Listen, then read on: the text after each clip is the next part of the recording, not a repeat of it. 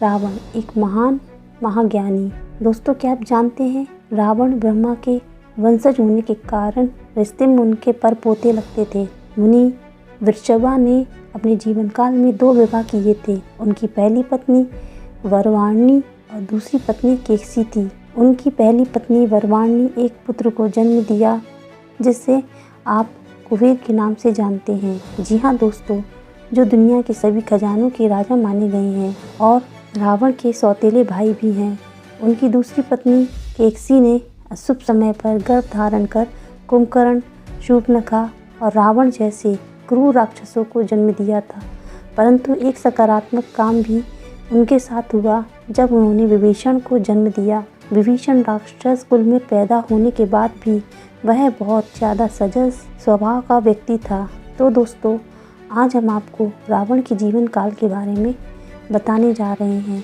रावण कौन था, रावण का चरित्र कैसा था, इस बारे में हम बात करेंगे। रावण कौन था, यह एक बहुत आसान सवाल है जिसका जवाब आप सबके पास जरूर होगा। रावण लंका का राजा था, परंतु रावण कौन था, इसका जवाब केवल एक वाक्य में नहीं दिया जा सकता, क्योंकि रावण ज्ञान का एक अथाह भंडार था। उसके समान विद्वान इस पूरे विश्व में ना कभी कोई था और ना ही आगे कभी हो सकता है।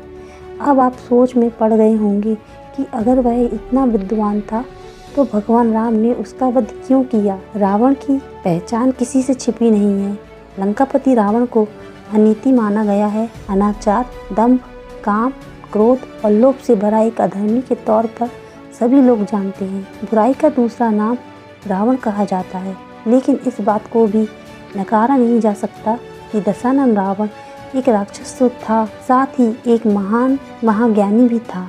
आज हम जानेंगे कि आखिर रावण कैसे हुआ और ऐसा क्या हुआ उसके जन्म के वक्त कि उसके एक ब्राह्मण पुत्र होने के बाद भी उसमें राक्षस के गुण आ गए।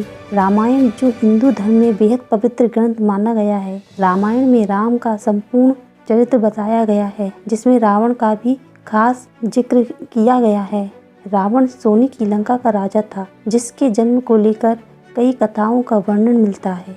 वाल्मीकि रामायण की माने तो सत्य मुनि के पुत्र महर्षि वृषभा का रावण पुत्र था, जिसकी मां राक्षसी केकसी थी। वाल्मीकि रामायण के उत्तराखंड में बताया गया पुराने समय में माली, सोमाली और मलेवन बेहद क्रूर दैत्य भाई थे, जिन्होंने ब्रह्मा की कठिन तपस्या की, जिससे ब्रह्मा ने उन्हें महाबलशाली होने का वरदान दिया। वरदान पाकर स्वर्गलोक, पृथ्वीलोक और पाताल लोक में तीनों भाई देवताओं, ऋषि मुनियों और मनुष्यों पर अत्याचार करने लगे।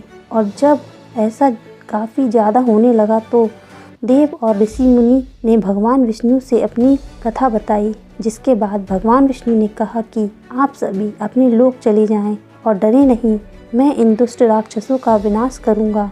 दूसरी तरफ तीनों अत्याचारी भाइयों ने इस तरह आतंक मचा रखा था कि सभी देवता बहुत ही परेशान थे और तीनों भाइयों ने इंद्रलोक पर जाकर आक्रमण किया। ऐसे में इंद्रलोक में देवताओं का रहना काफ़ी मुश्किल हो गया। भगवान विष्णु इंद्रलोक में जाकर राक्षसों का अंत करने लगे। फिर क्या था, अपनी जान बचाने के लिए सेनापति माली समेत सभी राक्षस लंका की ओर भाग निकले। फिर सभी राक्षस सुमाली के साथ लंका छोड़ पाताल चले गए, वहीं छुप गए और अपने परिवार के साथ रहने लगे। एक दिन सुमाली पृथ्वी लोक में घूमने को आया, जहां उसकी नज़र कुबेर पर पड़ गई, लेकिन देवताओं के डर से वो फिर पाताल लोक चला गया और सोचने लगा कि कब तक वो डर कर यूं ही छुपा रहेगा। कुछ तो उपाय निकालना ही पड़ेगा ताकि देवताओं को हराया जा सके। फिर उसने सोचा क्यों ना वो अपनी पुत्री केकसी का विवाह ऋषि वृषभा से कराए, जिससे उसे कुबेर जैसा एक तपस्वी पुत्र उत्पन्न हो। ऐसे में एक दिन उसने अपनी बेटी को कहा कि राक्षस वंश के कल्याण के लिए तुम परम पराक्रमी महर्षि वृषभा से विवाह करो और एक पुत्र को जन्म दो, जो हम राक्षसों की रक्षा देवताओं से कर सके। केकसी राक्षसी तो थी, लेकिन वह धर्म को कभी छोड़ने वाली नहीं थी। ऐसे में पिता की इच्छा को पूरा करना उसे अपना धर्म लगा, तो वो महर्षि वृषभा से मिलने के लिए पाताल लोक से पृथ्वी लोक को चली गई। पाताल लोक से पृथ्वी लोक आने में काफ़ी वक्त लग गया। कैकसी को शाम हो गई महर्षि विश्वा के आश्रम पहुंचने तक। तब भयंकर आंधी भी चल रही थी और बारिश हो रही थी। कैकसी आश्रम पहुंचकर महर्षि का चरण वंदन कर विवाह की इच्छा के बारे में बताने लगी। जिसके बाद महर्षि विश्वा ने कहा कि हे भद्रे, मैं आपकी इच्छा तो पूरी कर सकता हूँ, लेकिन तुम कुबेला में यहाँ आई हो, ऐसे में हमारा पुत्र क्रूर कर्म करने वाला हो सकता है और भयानक सूरत वाले राक्षस होंगे। ऐसे में कैकसी ने कहा कि ऐसे ब्राह्मणवादी व्यक्ति में दुराचारी पुत्रों की उत्पत्ति मैं नहीं चाहती। ऐसे में आप मुझ पर कृपा करें। जिस पर महर्षि विश्वा ने कहा, तुम्हारा तीसरा पुत्र मुझ जैसा धर्मात्मा होगा। दिन बीते और कैकसी ने 10 सिर वाले राक्षस को जन्म दिया, जिसका रंग काला, आकार पहाड़ के समान था, जिसका नाम महर्षि विश्वा ने 10 ग्रीव रखा। और विश्वा का ज्येष्ठ पुत्र रावण के नाम से कैकसी के गर्भ से कुंभकर्ण भी हुआ, जो लंबा चौड़ा था।